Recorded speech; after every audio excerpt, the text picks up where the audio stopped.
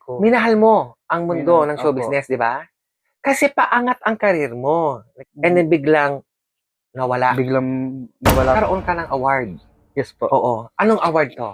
Marami po eh. Oo. Hindi ko na po mabilang. Sobrang dami po nun. Kasi nabansag kang parang indie film. King of Indie. Of indie. Opo. Tapos after nung sa Viva, may kumuha sa akin ng manager din na hindi ko na rin babanggitin ang pangalan. Tapos doon ako nagkaroon ng as in talagang ako yung bida. Ano title nito? Sumikat ang araw sa gabing madilim, love story. Pinangarap mo ba pagka-artista?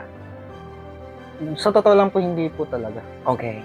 Tapos, pero ang sabi ko, lahat ng mga nakikita ko sa TV, balang araw, makakaharap ko rin sila.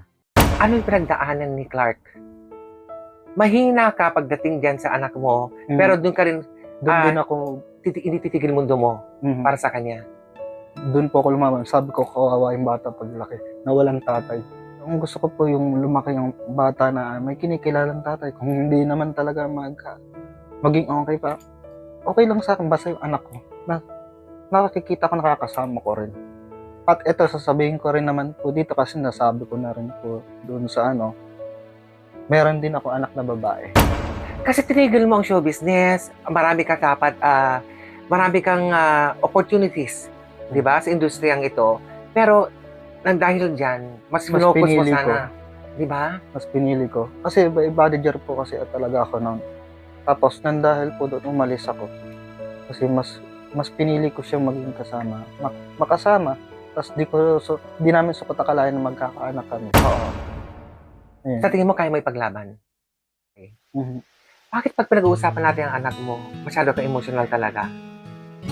Masasabi ko, kahinaan ko po kasi yung bata. Yung dibdib ko.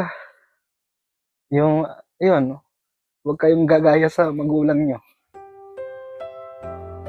Maging kayo sa tao, yung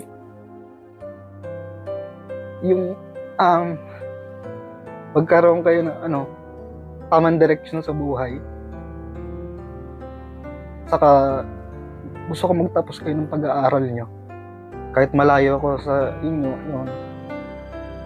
hindi nangangahulugan na na wala akong pakialam. Kayo nga yung ko eh. Kayo yung inspiration ko. Kung bakit pa ako lumalaban ng sa buhay. Yun. So, lahat ng ito para sa anak mo.